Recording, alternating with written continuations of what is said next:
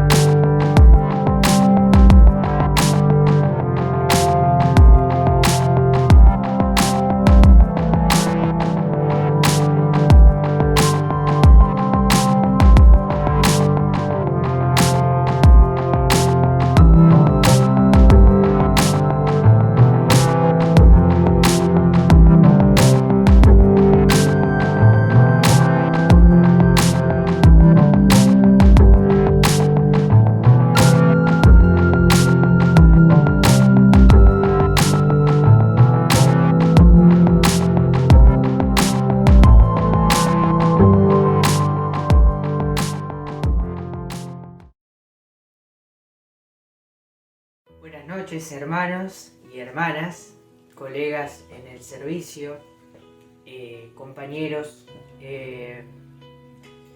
Bueno, antes que nada saludarlos y compartir este momento juntos, seguir compartiendo este momento juntos de coinonía, de entendimiento, de ministración de palabra. Y este año particularmente estamos tratando el tema acerca de la iglesia, y yo tengo algunas anotaciones, algunas reflexiones que quisiera compartirles. Por un lado, creo que hay una significación de particularidad en el sentido de la singularidad de la iglesia, y por otro lado hay una significación de pluralidad en el sentido de la generalidad de los hijos de Dios. ¿Sí? Esto es entendido en cuanto al creyente como individuo, como iglesia propiamente dicho, y también al conjunto de creyentes como congregación, como iglesia que nosotros entendemos. ¿Sí? Entonces tenemos estas dos significaciones de iglesia que nosotros siempre hemos escuchado y siempre venimos trabajando acerca de la singularidad y acerca de la pluralidad de la iglesia. Por otro lado, el apóstol Pablo, en 1 Corintios, el capítulo 3, habla acerca de los colaboradores de Dios y empieza a comparar a los creyentes como un edificio, y también hay conjunto de creyentes como un edificio. Y en cuanto a esto, toma algunos materiales, ¿sí?, que tienen que ver con el concepto de edificación. El apóstol Pablo va a hablar de que hay un fundamento puesto y que cada uno de nosotros tenía que mirar o tiene que mirar cómo edifica sobre ese fundamento que ya está puesto. Y nombra algunos materiales que se superponen, ¿sí?, que va diciendo, bueno, fíjense ustedes cómo empiezan ahora a construir sobre lo que ya está puesto. Fíjense cómo ustedes van a sobreedificar eso que ya está puesto. Y en este sentido, entiendo la enumeración de materiales como procesos que van armando y van construyendo un edificio. Otro apóstol, en este caso el apóstol Pedro, en 2 de Pedro, el capítulo 1 y el versículo 5, dice: vosotros también, poniendo toda diligencia por esto mismo, añadid a vuestra fe virtud, a la virtud conocimiento, al conocimiento dominio propio, al dominio propio paciencia, a la paciencia piedad, a la piedad afecto fraternal y al afecto fraternal amor. Porque si estas cosas están en vosotros y abundan, no os dejarán estar ociosos, ni sin frutos en cuanto al conocimiento de nuestro Señor Jesucristo. En otras palabras, el apóstol Pedro también empieza a enumerar una serie de cosas, una serie de, en este caso, de intangibles que significan otro proceso de construcción, ¿sí? Entendiendo como el resultado final una vida que da frutos, una construcción, un edificio que da los frutos, que es edificado correctamente. Entonces, teniendo este aspecto, me gustaría centrarme en un aspecto, en una definición que es la palabra fe en este caso, ¿sí? Nosotros lo vamos a tomar como uno de los elementos necesarios, partícipes, una de las bases fundamentales para la construcción de la vida de la iglesia, que es el creyente, y también que es la pluralidad, que es el conjunto de la iglesia. Y si tenemos que hablar de fe, probablemente nos recordemos el capítulo 11 de Hebreos, que nos habla acerca de, nosotros le decimos la galería de la fe. Hay muchos otros cristianos y por mucho tiempo nosotros también los hemos denominado los héroes de la fe. Si hay algo que tienen en común estos versículos de Hebreos, el capítulo 11, es que nos empieza a hablar de hombres maravillosos, ¿no? De hombres espectaculares para nosotros, de grandes exponentes de la fe. Y dice, por la fe alcanzaron y por la fe hicieron todas estas grandes proezas, por la fe hicieron todas estas grandes hazañas. Y hay otra cosa en común que comparten estos versículos, porque me gustaría en esta hora definir con ustedes la fe. No vamos a descubrir la pólvora, ni mucho menos. A ver, Hebreos el capítulo 11, versículo 1 dice, la fe es la certeza de lo que se espera y la convicción de lo que no se ve. Sin embargo, ¿qué es esta fe? ¿O para qué sirve? ¿O para qué es utilizada esta fe? ¿Para qué la utilizaron estos hombres de la antigüedad que nos relata ese pasaje en particular? Si nosotros tomamos la fe como una finalidad en sí misma o como un intermediario para conseguir lo que yo quiero, entonces vamos a pensar la fe en cosas de acuerdo a nuestra conveniencia. Es decir, Dios me va a dar este auto porque yo lo quiero y lo declaro y tengo fe de que así va a ser. Dios me va a dar este trabajo porque tengo fe de que así va a ser. Dios me va a abrir las puertas de esta casa o me va a dar esta casa porque yo tengo fe de que así va a ser. Y tomamos entonces la finalidad de nuestra fe como un intermediario para conseguir cosas materiales que nosotros queremos.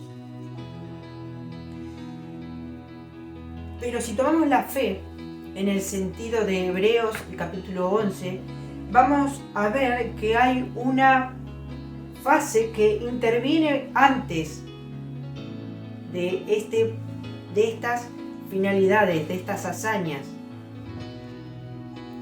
Porque si nosotros vamos leyendo el capítulo, nos vamos dando cuenta de que en realidad en estas cosas intervino la palabra de Dios, intervino lo que Él quería hacer con esa persona.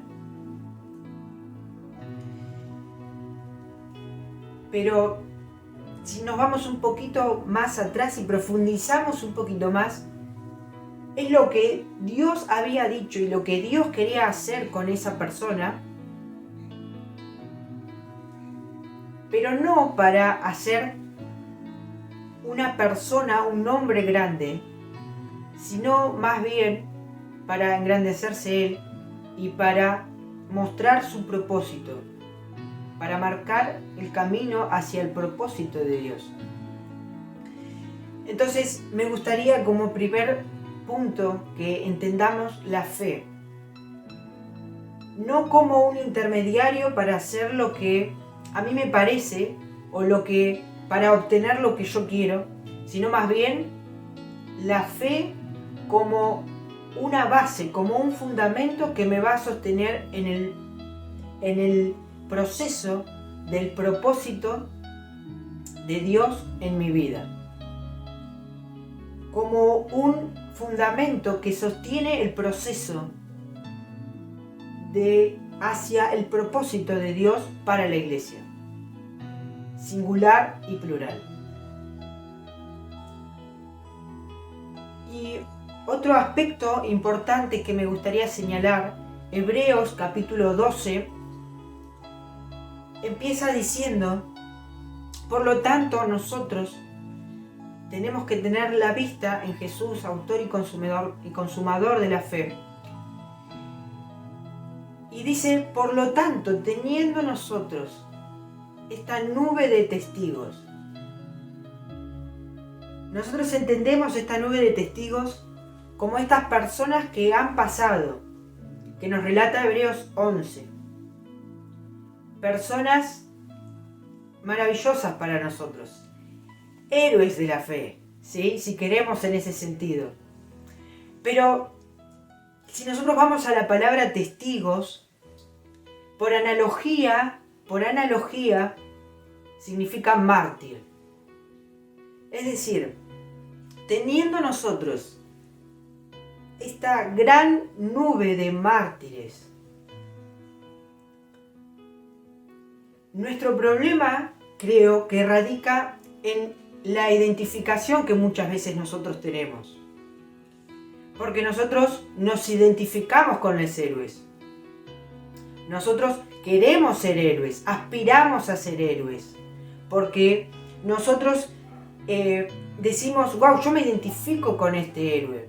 Porque, siendo sinceros, el que siempre gana es el héroe. Pero pocas veces nos identificamos con un mártir. Porque el mártir es una víctima. El mártir es una víctima, adrede, porque es una víctima voluntaria. Es una víctima voluntaria por las convicciones que tiene, porque sabe que el propósito que lo lleva a dar su vida por algo es más grande que él mismo. Porque sabe que el propósito mismo de la vida de esa persona, de él mismo, no es buscar las cosas que quiere o las cosas que pretende o las cosas que le gustaría, sino más bien es buscar la conveniencia de la causa que es más grande que su vida. ¿Saben qué otra cosa importante y que es realmente importante en el capítulo 11? Es que todos estos hombres tuvieron sus propios defectos. Todos nosotros ya lo sabemos, ¿sí? Porque Abraham mintió con la esposa cuando dijo que no era la esposa de él. Porque Sansón, que lo nombra el capítulo 11, por ejemplo, sabemos todas las debilidades que tuvo. Con una mujer que lo llevó a la ruina. Y sin embargo en el capítulo 11 se los nombra y se los relata como personas que creyeron en la palabra que Dios les había dicho. Pero esa fe fue una base para sostener el proceso hacia el propósito de Dios y hacia la voluntad de Dios en sus vidas. Porque si nosotros nos pensamos como héroes, entonces lo que nos queda a nosotros es surgir con nuestras propias fuerzas, a pelear algo, a luchar por causas que a nosotros nos parecen correctas, por situaciones que a nosotros nos parecen correctas, por cosas que a nosotros nos parecen acertadas.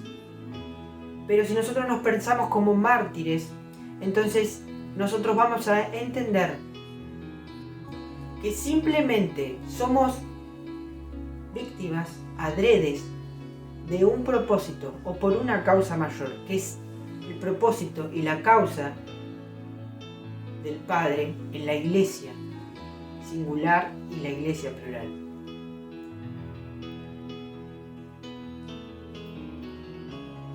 Otra identificación que tenemos que tener bien en claro es que si estas personas pudieron sostenerse en el proceso, sostenerse mediante la fe en el proceso hacia el propósito de Dios, con todos sus defectos, nosotros también podemos. Porque no es algo que no esté escrito en la palabra. Nosotros, en el nombre de Jesús, y puesta la mirada en Jesús, en Cristo, nosotros mediante la fe nos vamos a sostener en el proceso hacia el propósito de Dios. Hay muchas veces que nos cuesta sostenernos en el proceso, pero porque nos falta la fe. Porque la fe no es un intermediario para conseguir cosas. La fe no es una herramienta para conseguir cosas ni para conseguir que otros hagan las cosas que yo quiero. La fe es una base, es un fundamento para mantenerme, para sostenerme en el proceso hacia el propósito de Dios. Y esa tiene que ser nuestra mentalidad, esa tiene que ser nuestra convicción, nuestra identificación con estos mártires de la fe. Porque Dios nos va a sostener en el proceso, porque la fe en el propósito de Dios nos va a sostener en el proceso. Entonces no vamos a dejar lo que estamos haciendo, no vamos a dejar el servicio, no vamos a dejar de servir, no vamos a dejar de exaltar a Dios, no vamos a dejar la oración, no vamos a dejar la palabra. Pero porque la fe no nos falta, porque la fe es el fundamento que sostiene nuestras vidas en el propósito. Así que yo te aliento en esta hora, a que podamos confiar en Dios, que podamos confiar en su palabra, que nos identifiquemos como estos mártires.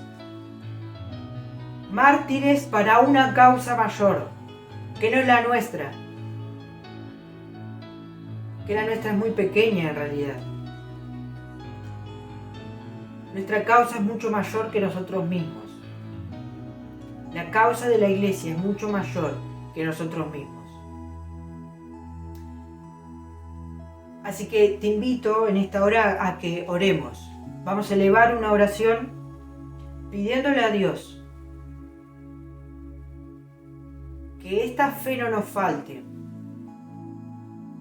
que su palabra en nuestras vidas no nos falte para entender que su propósito en nosotros es más grande y para que esta fe entonces, bien direccionada, pueda sostenernos en un propósito hacia la finalidad, hacia el propósito eterno de Dios para nuestras vidas, como iglesia. Así que te invito a orar y yo no quiero decirte en esta hora que si estás orando por algo en particular, así no sea, no, simplemente te estoy diciendo que nuestra fe es sostenedora de un propósito, de un proceso hacia un propósito mayor.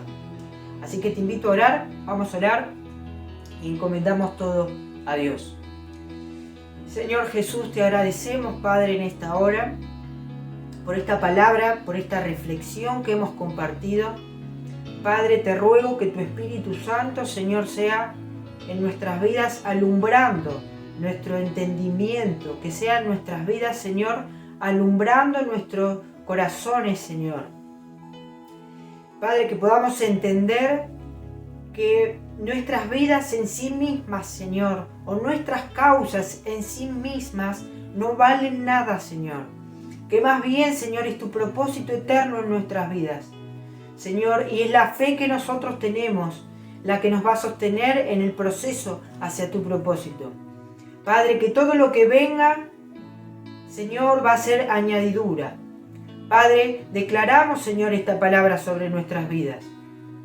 Señor, no nos va a faltar nada, no nos va a faltar nada. Señor, pero también entendemos, Señor, que nuestra fe es la que nos va a sostener en el proceso, Señor, para el propósito tuyo, Señor, en tu iglesia. Así que, Padre, honramos tu nombre, Señor, en esta hora. Señor, te damos toda la gloria y te pedimos, Señor, que podamos seguir siendo sostenidos por tu palabra, Señor. Que podamos seguir siendo sostenidos, Señor, por la fe. Te damos gracias, Señor, y te pedimos todo esto en el nombre de Jesús. Amén.